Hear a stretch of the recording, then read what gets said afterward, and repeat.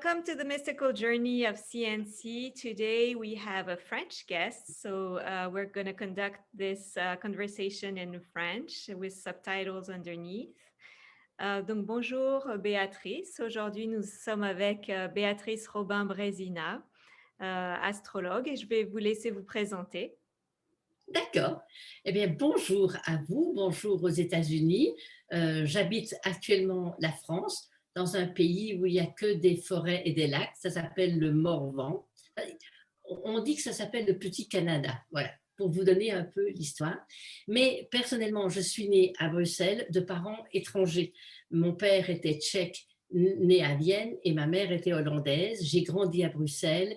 Alors, pour la petite histoire, notre maison était derrière l'observatoire de Bruxelles, et quand j'étais petite, à la fenêtre, je regardais les étoiles en me disant, elles vont peut-être me donner un jour leur secret, mais j'ai dû attendre quelques années avant qu'elles me donnent leur secret.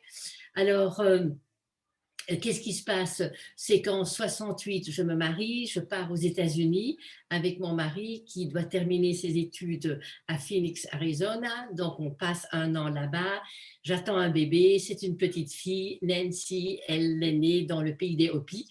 Après, nous partons sur New York, on reste là 1 an et demi, 2 ans, puis on part sur Londres où j'ai ma deuxième fille qui est née dans les brumes d'automne de Londres.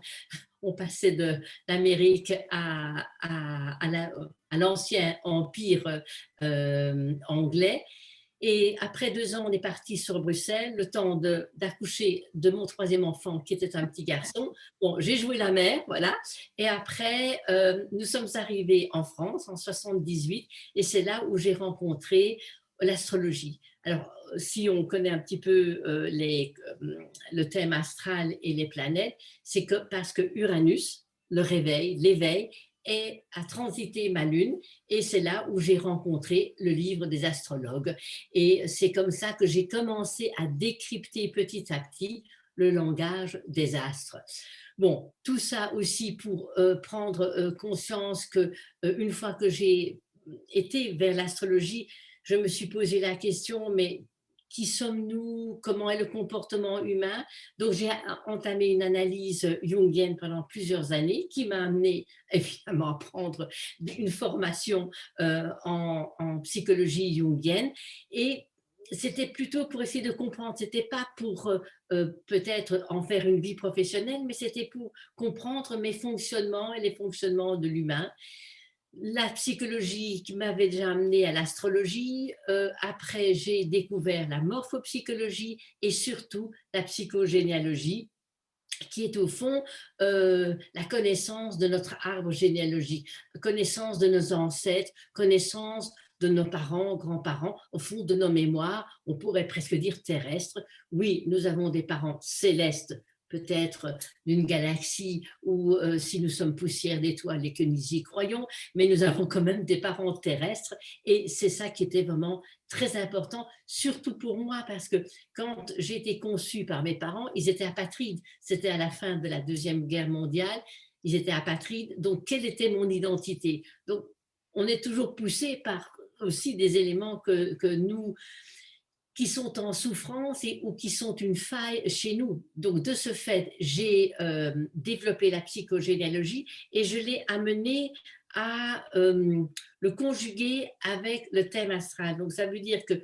quand je travaille sur un thème astral, à côté, je monte l'arbre avec les dates de naissance et je fais un peu cet ensemble entre les deux.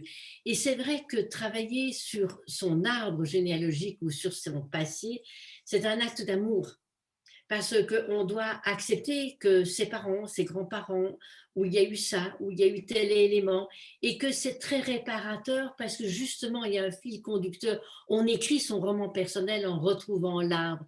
Et avec l'astrologie, on peut être beaucoup plus pointu, parce que si on n'a pas connu certaines personnes, certains symboles astrologiques vont nous donner la possibilité de le faire. Donc pour Alors, vous, oui. juste une question. Donc en fait, il n'y a pas seulement l'astrologie et le placement de certaines planètes au moment où on est né, il y a aussi l'influence généalogique. Ah oui, pour moi, si vous voulez, quand une date de naissance, quand on est, eh bien, le thème astrologique va donner l'ensemble de toutes nos mémoires. Nos mémoires, voilà, de ce que nous sommes. On est né à telle année, voilà, le 3 janvier 1945 ou autre. Bon, on a une histoire. Mais cette histoire-là, il y a des milliers de personnes qui naissent à ce moment-là.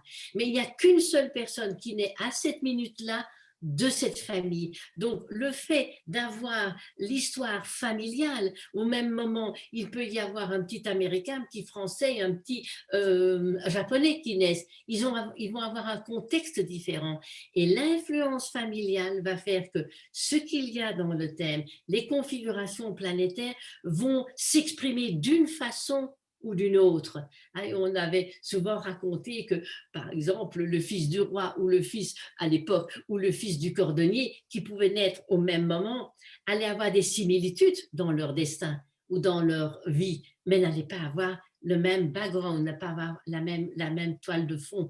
Et c'est pour ça que faire la généalogie que je fais à part comme un arbre stylisé et l'astrologie en tant que telle.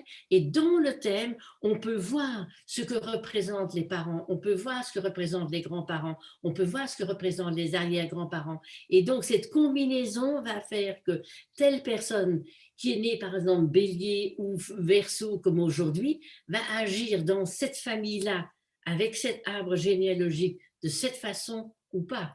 On est dans le signe du Verseau. Ce sont des signes avant-coureurs, très novateurs, indépendants. Mais si vous naissez dans une famille où il y a eu beaucoup de sclérose, où il y a eu beaucoup, on va dire, de formatage, qu'est-ce qui va se passer? C'est que ce Verseau, il va être un petit peu comme derrière les barreaux. Vous pouvez avoir la même personne qui est dans une famille beaucoup plus avant-gardiste, très dans la culture, dans les voyages, dans l'ouverture, eh bien, elle va ouvrir son potentiel. Maintenant, ça ne veut pas dire que parce que la famille ne nous a pas permis, que ce n'est pas possible. Et c'est pour ça que je vais expliquer tout à l'heure ce que c'est le thème, mais à un moment donné dans notre thème, nous allons rencontrer des situations. On va rencontrer des personnes, un travail, un accident, une maladie. On va rencontrer des circonstances qui vont justement nous permettre de nous interroger sur le fait de dire, voilà, mais j'ai ce boulot-là pendant 20 ans, j'ai été comptable, mais ce n'est pas comptable que je veux. Je veux être peintre, je veux être musicien. Et puis on lâche et on dit, mais qu'est-ce qui lui prend? Non, c'est qu'à un moment donné, la vie va lui rappeler que pour lui ou pour elle, faire de la comptabilité, ce n'était pas ça, il fallait faire autre chose. Ou l'inverse. Hein. D'accord. Oui. Est-ce que j'ai Ça, c'est quelque répondu? chose qu'on retrouve assez souvent, en fait. On en a parlé plusieurs fois. Ouais. C'est que comme si pour s'éveiller à ces choses-là ou pour vraiment se rendre compte qui on est vraiment ou notre rôle dans la vie, il faut vraiment qu'on se prenne une claque dans la figure ou qu'il y ait quelque chose, un événement qui justement nous force presque à... Enfin, on a C'est tous tout à fait ça. vécu ça. Ouais. C'est-à-dire que si on est sur une plage au bord des Caraïbes avec un chin-chin à côté de nous, on va pas changer le monde. Mais c'est parce que justement quelque chose nous interpelle. Et c'est pour ça que moi j'appelle toujours que les planètes, ce sont des dieux qui viennent quelque part frapper à notre porte et pour nous dire, ah, voilà, il y a ça. Et on dit en France, à quelque chose, difficulté est bonne, c'est que parfois on doit casser, lâcher, détruire, tomber au fond du trou pour reprendre quelque chose. Il Donc, y a souvent ça. est-ce que vous pensez qu'il y a une évolution? Enfin, j'imagine qu'il y a une certaine évolution, mais est-ce qu'on est déjà qui on est, donc naître qui on est personnellement, ou est-ce et donc on doit se trouver, ou est-ce qu'il y a une certaine évolution qui se passe dans la vie qui fait que peut-être au début de notre vie, on est très bien dans un métier et finalement l'évolution nous amène à autre chose, ou est-ce que l'autre chose était toute déjà là et que On la découvre après. voilà. Eh bien, les deux. Les deux. C'est-à-dire que la carte du ciel, que j'appelle le mandala, la spirale de vie, comme on veut, eh bien, contient tout. C'est comme le petit point quand on a le glyphe du soleil, le symbole du soleil, c'est un petit point et avec un cercle. Et le petit point contient tout. Donc, notre thème contient tout. Et on peut en faire, comme je le dis, j'avais comparé qu'un thème pourrait être comme une partition de musique avec des petites notes.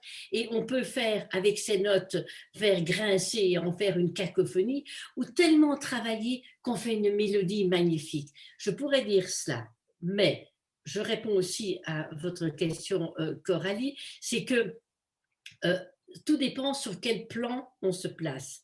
Pour moi, on a des parents terrestres et on a un circuit, on va dire, j'ai pas dit prédestiné, mais avec une certaine destinée. On va dire ça, pas avec une certaine destinée. Si on dit que l'on a une âme et que l'on est aussi en connexion avec l'univers, avec quelque chose de supérieur, on pourrait presque dire que notre âme vient choisir cette expérience pour pouvoir évoluer. Ce que je serais plus à dire aujourd'hui qu'il y a 40 ans. Donc, oui, le chemin de vie, cette carte routière que l'on a, va nous proposer quelque chose. Mais c'est pour cela que prendre conscience de son thème, de sa carte du ciel, nous permet de saisir toutes les subtilités, toutes les ombres et les lumières. Mais une fois qu'on connaît les choses, on peut mieux, on dit un homme averti en vaut deux, on peut mieux affronter les choses. Et c'est là aussi où le chemin spirituel, énergétique, philosophique, qui nous met sur un autre plan de conscience, va faire que nous n'allons pas chaque année retrouver le même automne, le même hiver, le même printemps, le même été, mais que nous allons peut-être accueillir le nouveau printemps avec toute l'expérience des autres printemps et nous donner quelque chose de supérieur. Donc, oui et non à votre question, c'est qu'il y a, si on est né de race blanche ou si on est né femme, si on est né en 1970 ou si on est aujourd'hui, le destin ou la route va être différente. C'est comme si vous prenez votre route et que vous allez à Los Angeles ou à San Francisco, c'est pas la même chose. Vous n'allez pas trouver les mêmes expériences. Et c'est ça, c'est-à-dire que dans le thème, on a des indications, mais comme je dis, essayons de prendre le meilleur de ce qui a été. Et c'est pour ça que le thème est vivant. Le thème est vivant parce qu'il bouge. Déjà quelques minutes après la naissance, eh bien, il n'est déjà plus de la même manière. Mais on est tous, par rapport au même ADN, aux mêmes empreintes digitales, groupe sanguin, on va le rester. Mais on va évoluer. Et c'est justement par le fait d'être nourri par toutes ces expériences que l'on va évoluer dans cette spirale. C'est pour ça que je parle de spirale et pas de cercle. On n'est pas un poisson rouge dans un bocal, on est quelque chose qui évolue. Et cette évolution fait que ce que l'on a comme expérience, c'est un peu comme un trampoline pour pouvoir aller vers autre chose. Est-ce que vous pourriez nous donner une vue globale de l'astrologie, des maisons, des planètes? Oui, avec plaisir. Donc, une carte du ciel, eh bien, c'est la croix de l'espace et du temps, hein, l'être humain, la tête, les pieds et les deux bras, dans un cercle. Donc, c'est un petit peu le symbole de l'incarnation, la croix dans le cercle, et qu'un thème est composé de quoi? Est composé de 12 signes qui sont des expériences, qui sont différentes caractéristiques que nous pouvons expérimenter. Par exemple, si nous sommes nés Verseau aujourd'hui, eh bien, je vais expérimenter avec mon soleil une reconnaissance Verseau. C'est ce que j'ai expérimenté. Mais nous sommes les 12 signes du zodiaque et ces 12 expériences sont en nous, même si par hasard, je n'ai pas de planète dans un signe. Il y a 12 maisons. Les maisons, c'est quoi? C'est là où c'est le laboratoire, où vont se passer l'alchimie dans un secteur bien précis. Si je suis dans la maison 10, eh bien, c'est la maison sociale. C'est là où je vais devoir m'exprimer à l'extérieur, dans ma vie professionnelle. Si c'est la maison 7, c'est un laboratoire lié aux relations aux autres. Donc, il y a 12 signes, 12 maisons, et il y a 10 planètes. Et ces 10 planètes, ce sont 10 archétypes. et ils sont les mêmes pour tout le monde. Ce sont, disent Dieu, et le dieu Uranus n'est pas le dieu Neptune, n'est pas le dieu Mars. Donc, au fond, ces dieux vont prendre une coloration dans un signe et vont jouer et alchimiser dans une maison quelque chose qui nous est propre. Et nous avons tous une carte d'identité qui nous est propre. Mais il faut savoir que ces configurations bougent et que dans l'analyse, par exemple, qu'un astrologue fait, il va prendre le thème natal, il va prendre la progression du thème, comment est-ce que ça a évolué aujourd'hui en 2021, va prendre les influences astrales du jour et on dit aussi qu'il peut faire sa révolution solaire, voir quelle est l'influence de l'année. Voilà, c'est un peu cette combinaison-là entre des planètes qui sont des dieux, les signes et les maisons. Les maisons, c'est là où ça se passe. C'est pour ça qu'on a besoin de l'heure de naissance, parce que si on n'a pas l'heure de naissance, eh bien, on ne peut pas ce qu'on appelle monter un thème. Est-ce que vous arrivez à deviner quand même des fois, hein, j'ai l'impression, l'heure de naissance? Alors, on peut deviner, je ne dirais pas ça, parce que l'astrologie est quand même basée sur une structure très mathématique. C'est une science, avec évidemment beaucoup d'intuition, mais toutes les planètes et tout est quand même répertorié par rapport à un cadrage de structure.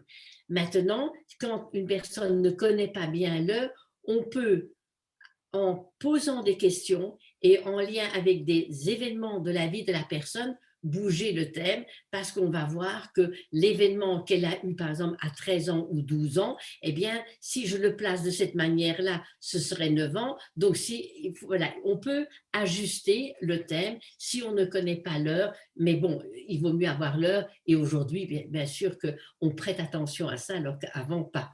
Exactement, oui. Donc, historiquement, je sais que l'astrologie a été utilisée par beaucoup, même si des fois c'est un petit peu caché par les présidents. Et est-ce que vous pouvez nous donner une petite vue historique de ce que vous connaissez? Oui, je peux donner au fond pour l'astrologie occidentale, hein, je ne parle pas de l'astrologie chinoise ou de l'astrologie hindoue, on va rester dans la nôtre. Elle prend ses origines au fond pendant l'ère du taureau, il y a plus de 4000 ans avant Jésus-Christ, où les Sumériens, qui étaient des prêtres, eh bien, du haut de leur tour, les ziggourats, ils regardaient, ils scrutaient et ils notaient la position des planètes. Et c'est comme ça qu'ils ont vu des répétitions se faire. Donc les Sumériens ont été beaucoup plus dans le regard des planètes et de leur évolution, et ils avaient vu que le soleil revenait chaque année là, que la lune revenait chaque année là. Alors ensuite, pour chez nous, il y a les Grecs. Et les Grecs, ils ont plus puisé dans la mythologie, ils ont regardé dans le ciel, au fond, les images qu'il y avait. Il y a le bélier, il y a le taureau, il y a la Vierge. Et ils ont puisé dans leur inconscient une histoire qu'on appelle mythologie, et ils ont placé, ils ont donné, voilà, que telle planète, eh bien, ça va s'appeler Zeus, que celui-là, ça va s'appeler Poséidon, et en lien avec des signes. Mais ce qui est très important, c'est que si les Sumériens ont été liés à, on va dire, la découverte des planètes, les Grecs y ont installé la structure mathématique avec Pythagore, Platon, etc., mais surtout Pythagore, qui a donné une structure et qui a amené une connotation bien définie. C'est pour ça qu'on peut parler que c'est une science qui a été discréditée longtemps, surtout par les religions, parce qu'elle prenait un pouvoir lié à ça, mais c'est réellement le fait que cet alliage des planètes, d'une structure mathématique, surtout avec Pythagore, le nombre, et que dans l'astrologie, le 12, et il y a 2 polarités, et il y a 4 éléments, et il y a 3 éléments vibratoires, tout ça va faire qu'il y a une certaine ordonnance, et c'est pour ça que parfois on parle du thème astrologique comme une partition, parce que c'est comme une ordonnance mathématique, et que si vous êtes né à tel moment, eh bien, si vous êtes né, par exemple, tout de suite, on peut regarder dans un thème s'il y a une erreur. Si quelqu'un dit « je suis né à midi », eh bien, le soleil est au zénith et il ne va pas être dans la nuit. Si je suis née au matin, eh bien, le soleil va être près de l'ascendant. Donc, on peut tout de suite voir dans cette ordonnance, puisque un thème est basé sur le jour, le mois, l'année, la latitude, longitude de l'endroit. Donc, il y a l'espace et le temps où cette croix de l'espace et du temps se met en place. Et c'est ça, au fond, le thème astrologique. Il faut bien voir que l'origine de notre astrologie est très en lien avec Babylone, Sumer, la Mésopotamie et les Grecs. Mais c'est les Grecs qui ont peaufiné beaucoup plus, qui ont ajusté beaucoup plus en lien avec leur connaissance mathématique et philosophique d'ailleurs. C'est intéressant. Ouais. Et plus de façon contemporaine, est-ce que vous le voyez utilisé justement au sein de différents gouvernements? Est-ce qu'il y aurait des pays qui l'utilisent plus que d'autres? Et là, encore une fois, je reste au niveau occidental parce que j'imagine qu'ailleurs, c'est utilisé beaucoup plus peut-être. Oui. Alors, je dirais qu'il y a une démocratisation énorme de l'astrologie, ne fût-ce que par Internet, parce qu'aujourd'hui, on peut avoir sur YouTube des personnes qui vont parler de l'astrologie ou de la numérologie ou du tarot. On peut avoir des enseignements presque gratuits et apprendre beaucoup. Avant, c'était très rébarbatif. Les logiciels en astrologie aussi ont fait que tout de suite, on met la date de naissance, heure et lieu, paf, il y a le thème qui sort. Avant, on passait 10-15 minutes à tout calculer. Donc, il y a déjà ça. Il y a aussi que comme les religions, en principe, d'après ce que je vois, ont perdu de référence, les gens ont dû chercher une autre référence. Et l'astrologie ou la numérologie ou le tarot ou le chamanisme ou tout ça ont pris une importance parce que les gens peuvent se reconnaître.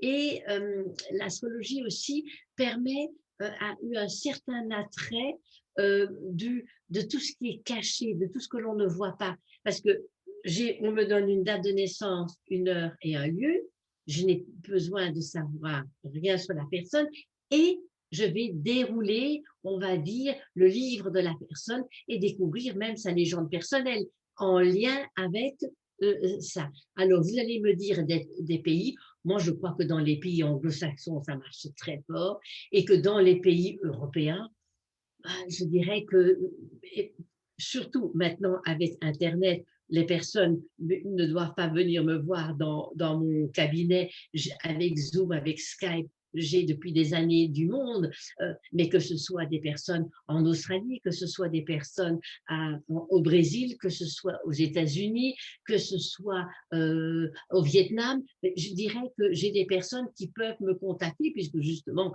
avec l'Internet, c'est facile. Moi, je crois vraiment que depuis 25 ans, il y a eu un boom énorme, mais grâce aussi à toute cette vision, cette visibilité que l'on peut avoir à notre portée, chez nous, sur notre petit écran, on peut comprendre ce que c'est l'astrologie. Ouais. Donc, à ce niveau-là aussi, au niveau, comme je ne sais pas si on peut appeler ça politique ou quoi, est-ce que vous pourriez regarder l'astrologie, la naissance d'un pays ou d'une… Tout à fait. Voilà. Oui, tout à fait. Disons, faire un thème, monter un thème peut se faire pour un bébé, peut se faire pour un individu à n'importe quel âge, mais ça fait aussi… Même un business, par exemple. Oui, une et donc, voilà, mais ça c'est une chose que l'on fait rapidement. Mais je fais aussi pour certaines entreprises, là je suis pour une entreprise qui est dans la publicité, eh bien elle me demande de faire le thème pour ses clients en lien avec leur marque. Par exemple, alors évidemment il faut avoir la date de la naissance de cette société. Si par exemple j'ai une société et qu'elle a commencé le 3 février 1950, eh bien je vais monter une structure et on va voir comment est-ce que ça évolue. Mais je monte aussi le thème du dirigeant de cette entreprise pour voir comment il y a une synchronicité et il y a une composition, comment l'un va avec l'autre, et c'est la même chose pour un pays. Le pays, on fait la date de l'indépendance en général, hein, comme pour vous, ce sera le 4 juillet, le 4 juillet de l'année de l'indépendance des États-Unis, eh bien, en Pennsylvanie, je crois, on monte le thème et à ce moment-là, on voit d'ailleurs, les États-Unis sont un moment crucial de l'évolution des États-Unis parce qu'elle a beaucoup de choses qui reviennent par rapport à la Constitution, mais ça peut être pour un autre pays aussi. Et d'ailleurs, j'ai remarqué que ce soit en France, aux États-Unis, en Russie ou n'importe où, eh bien, le président du pays est souvent il y a un écho avec le thème du pays, en plus ou en moins. Parce que dans un pays ou dans une nation ou dans une société ou dans une entreprise, il y a des ombres et des lumières. Donc on va avoir des présidents qui vont mettre le pays en lumière et il y a des présidents qui vont mettre le pays dans l'ombre. Pour une société, pour une famille, pour un individu, pour tout le monde. C'est toujours ce jeu de lumière et d'ombre qui fait que parce qu'il y a l'ombre, je dois prendre la lumière. Alors on ne doit pas croire que quand il y a des défauts dans une entreprise, dans une société, dans un couple, c'est négatif. C'est qu'est-ce que cette ombre fait appel à moi. Et si moi, je rends cette ombre lumière, il n'y aura plus d'ombre chez cette personne. Pour ça, par exemple, rien que Ho'oponopono, hein, ou peut-être vous connaissez ce livre hawaïen de Ho'oponopono, voilà, c'est prendre qu'est-ce qu'il y a de l'autre en moi, et si j'enlève ça en moi, ça va s'effacer, ça va s'estomper. D'ailleurs, il y a une lettre, enfin, je fais beaucoup le tarot aussi, on pourrait en parler tout à l'heure, mais j'aime beaucoup les 22 lettres hébraïques. Et il y a une lettre qui s'appelle Kof, c'est la 19e lettre. Et elle est magnifique parce qu'elle dit « J'ai tant aimé mes ombres qu'elles sont devenues lumière ». Et cette lettre, c'est la 19. En tarot, le 19, c'est le soleil. Et en astrologie, c'est le retour des nœuds. Enfin, c'est comme si le 19 permet de dire, voilà, il y a du soleil, et si j'ai beaucoup de soleil, j'ai de l'ombre. Donc, je ne dois pas écarter l'ombre, je dois transformer l'ombre. Et c'est pour ça que souvent, quand on parle du plomb et de l'or, on ne doit pas jeter son plomb. Parce que si je jette mon plomb, je ne peux pas avoir d'or, puisque je ne peux rien transformer. Donc, on doit bien comprendre que ce que nous expérimentons de difficile, au départ, c'est difficile à exprimer et à avaler, mais que, finalement, c'est un cadeau. Ouais.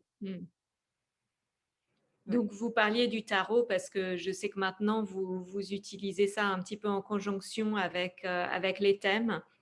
Tout à fait, parce que j'adore les images et que le tarot est très symbolique. Le tarot est aussi pris de l'inconscient. Hein, et que ce n'est pas par hasard qu'il y ait le battleur ou la papesse ou l'empereur. Ça fait écho à notre inconscient. Donc, ce que je fais, je l'ai étudié en long et en large, mais quand il y a le thème, à un moment donné, ou à la fin, ou au début, ça dépend, eh bien, je fais certains jeux. Et surtout à la fin, c'est comme si le jeu qui avait été tiré, eh bien, c'était l'histoire de la consultation qui se donnait avec l'image, comme une bande dessinée. Et comme c'est une bande dessinée, donc je fais toujours une photo et je l'envoie ou la personne prend des photos quand elle est en consultation. Et ça peut être un réveil de sa mémoire, de ses perceptions, parce qu'elle va mieux mémoriser une carte de tarot, une arcane de tarot, que tout un concept astrologique.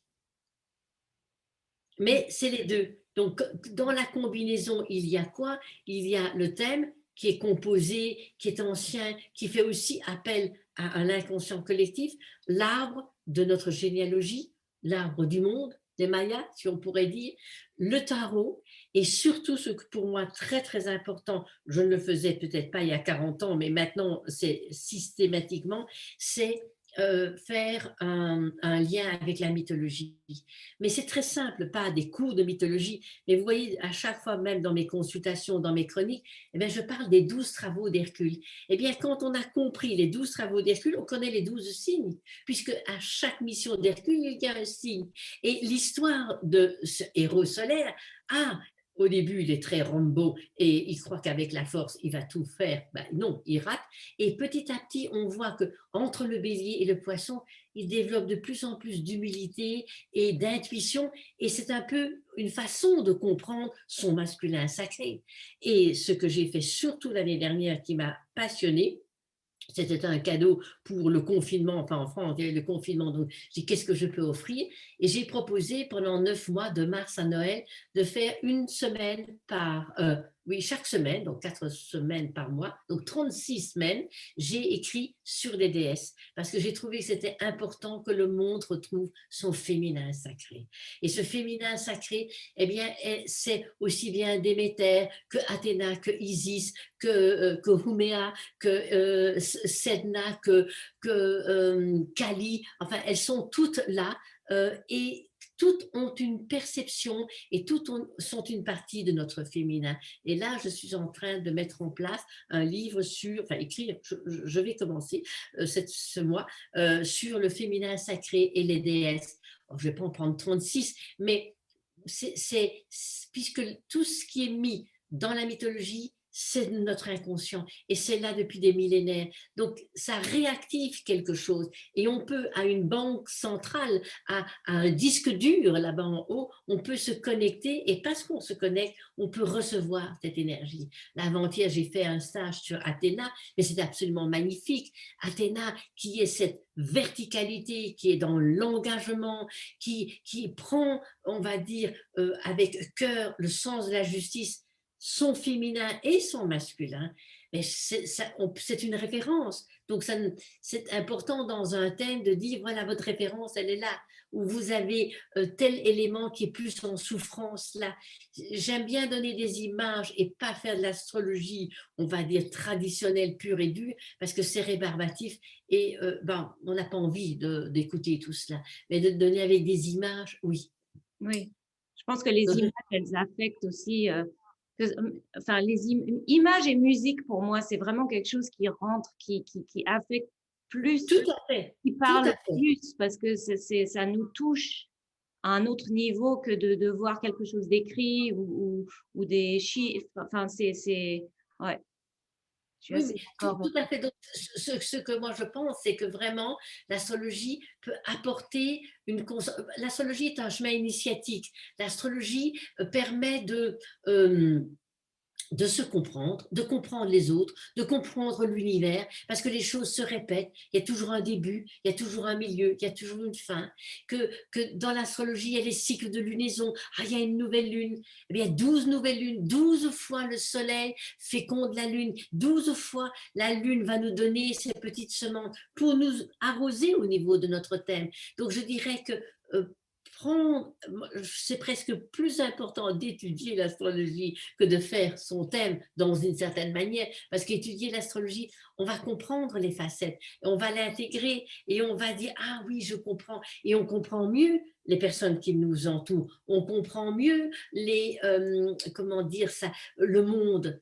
On comprend mieux ce qui se passe là avec 2019, 20, 21, 22, où on a besoin d'aller au fond du trou. On a besoin de tout déconstruire, on a besoin de tout mettre à plat. Et qu'est-ce qui pourrait mettre à plat le monde? Un virus. C'est des attentats, c'est dans certains pays. C'est un président ou une révolte, c'est dans certains pays. Mais ici, ce qui est important, c'est qu'au même moment, à la même minute, partout dans le monde, les gens ne peuvent plus fuir. On ne peut plus dire, ah, je vais en week-end là, ah, je vais faire ceci, ah, je vais manger. Enfin, je parle en France. À 18h, c'est pareil. donc, dans une façon, on ne peut plus aller vers l'extérieur, on ne peut aller que vers l'intérieur. Bon, je suis très désolée des personnes qui souffrent de ce virus et qui en perdent la vie ou des conséquences économiques. Mais là aussi, les conséquences économiques sont au prorata de notre inconscience, d'avoir laissé les multinationales, d'avoir fait du Made in China partout, qui font quoi qu'aujourd'hui, on est dépendant de tout. Ouais. Parce qu'on voulait la consommation. Et on s'est éloigné de l'univers, on s'est éloigné des étoiles.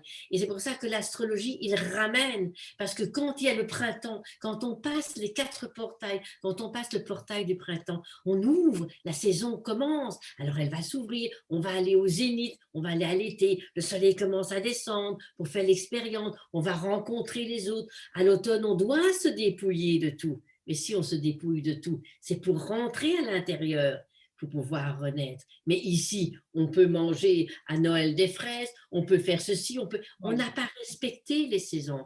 L'astrologie permet aussi de dire, voilà, je respecte les saisons, je respecte mon corps, je respecte mes lunes, je respecte la femme que je suis, je respecte l'enfant qu'il y a. C'est une notion de respect. Pourquoi? Parce que tous ces symboles sont liés à l'univers et on ne les a pas inventés. Nous n'avons pu que scruter cet univers et découler certaines choses. Donc oui, il y a une destinée, ce qu'Aurélie, vous en parliez là tout à l'heure, il y a une destinée, il y a quelque chose qui est tracé en fonction de notre âme, mais en fonction de notre niveau de conscience. Nous allons le vivre différemment.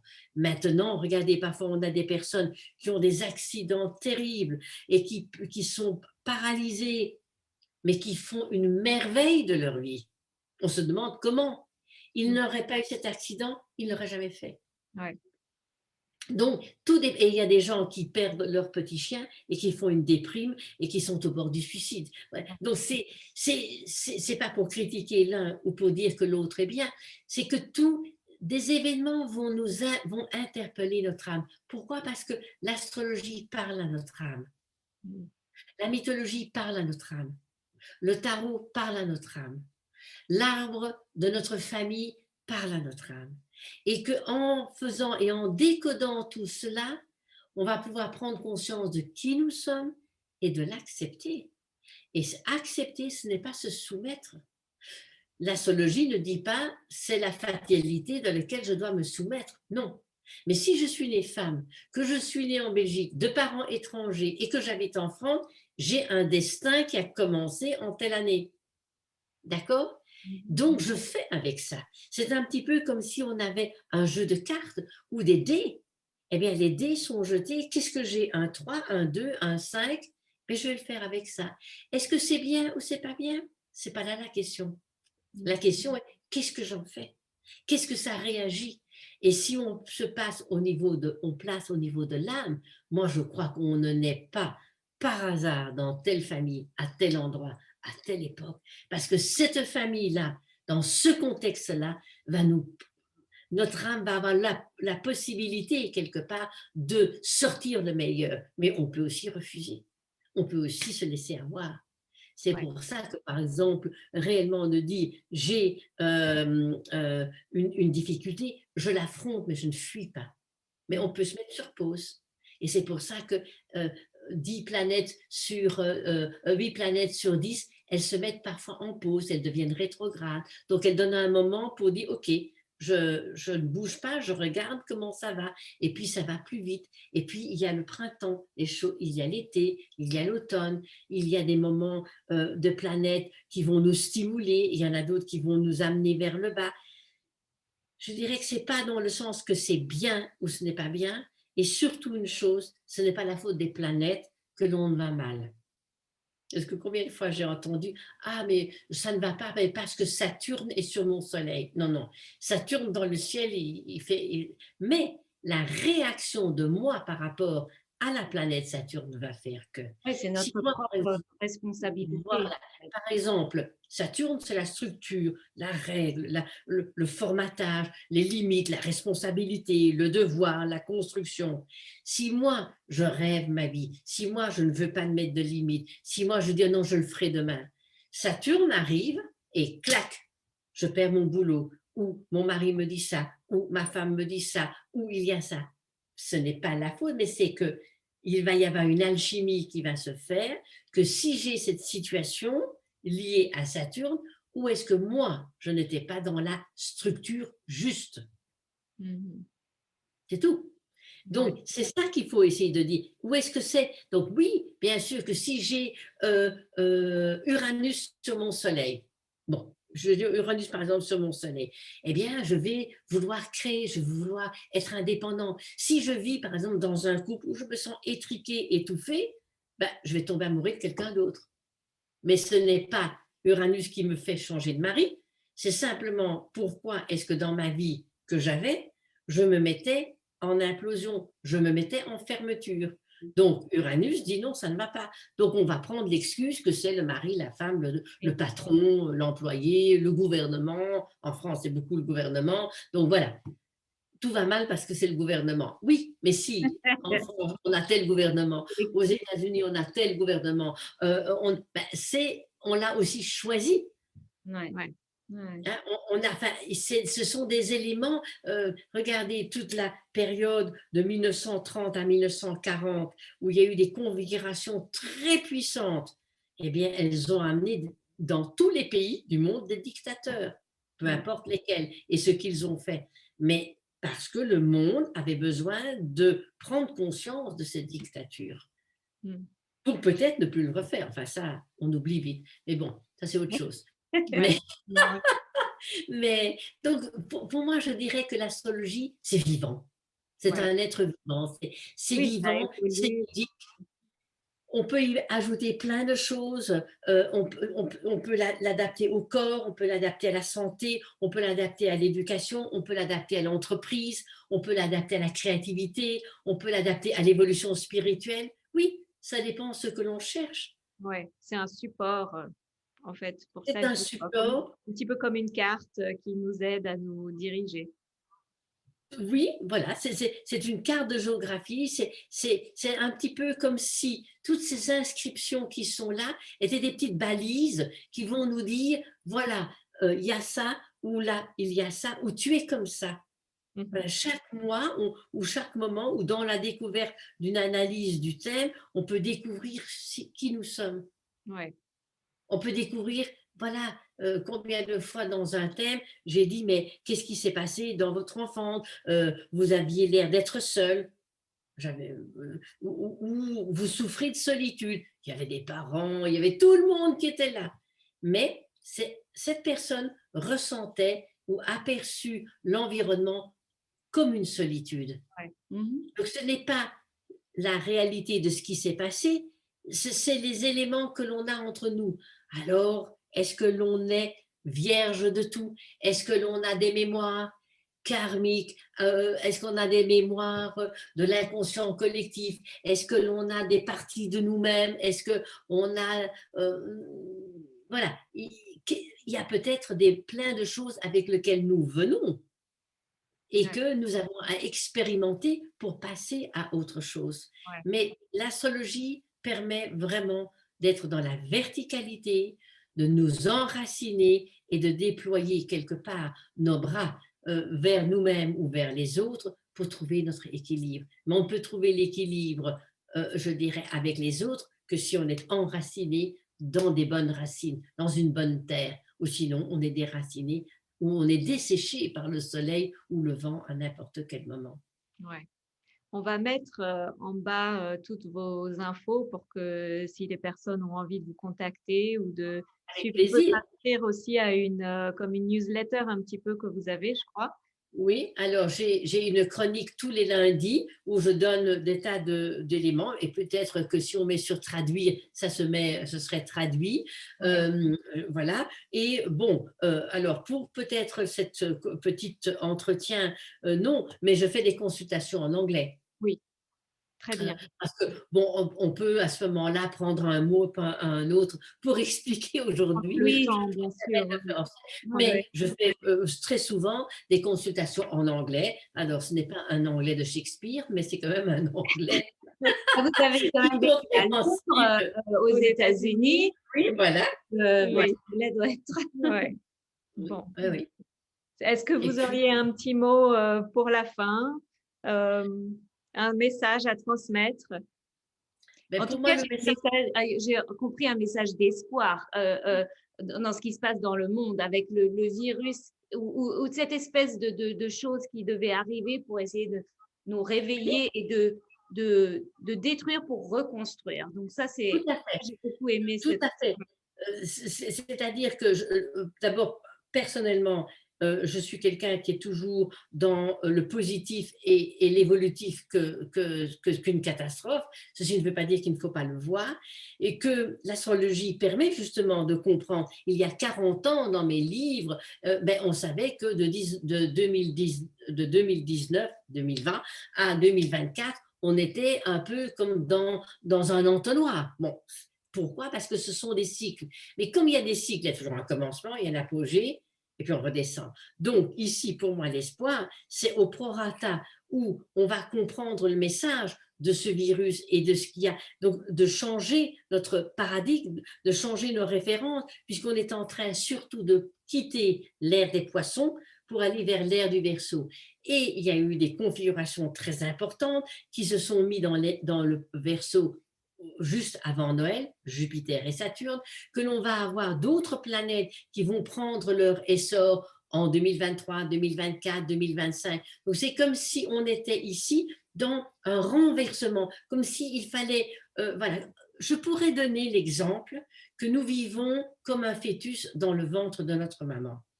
On était là, on était bien au chaud. Les contractions arrivent, l'enfant doit se retourner, ou sinon c'est un siège, il met la tête en bas. Et puis il y a les contractions, donc nous sommes dans les contractions. Mais le bébé est déjà en train de venir.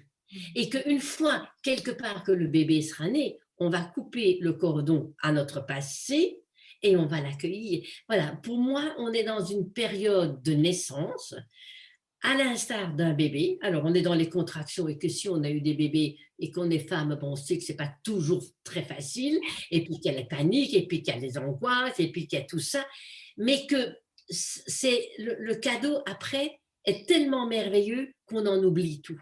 Donc, dans les années à venir, crescendo, on n'a pas dit demain, pour moi, si l'année 2020, le ciel nous tombe sur la tête, 2021-22, on casse les systèmes, 2023-2024, je dirais, le petit bébé arrive, on le prend dans les bras, mais il est encore très fragile. Ouais. Un bébé, quand il vient de naître, il ne fait pas le marathon.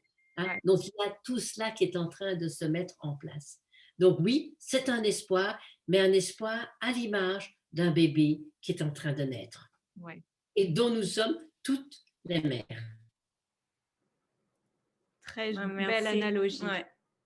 Merci beaucoup d'avoir pris le temps de parler avec nous. Avec plaisir. On vous verra bientôt en Zoom personnel, je pense. Avec plaisir, avec plaisir. Et puis, il y a des tas de sujets aussi. Si un jour ça intéresse, on peut parler ou des déesses ou de Hercule. Oui. C'est quelque chose qui n'est pas trop lourd astrologiquement, qui ne nécessite pas des cours, mais qui peut interpeller, même si on ne connaît pas, parce qu'on prendra les vibrations. Oui.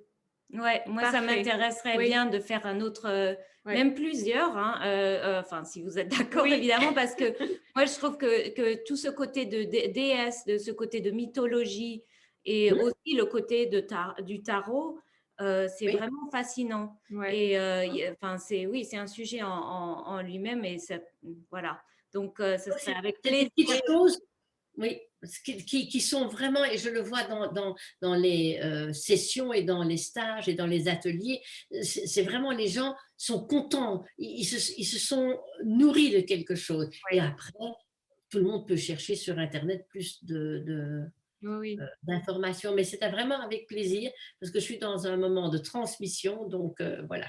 Bah, merci beaucoup. Merci, et puis goodbye, everyone. Voilà. We're going to put all the information in the comment section, so you can contact Beatrice at your leisure. With pleasure. With pleasure.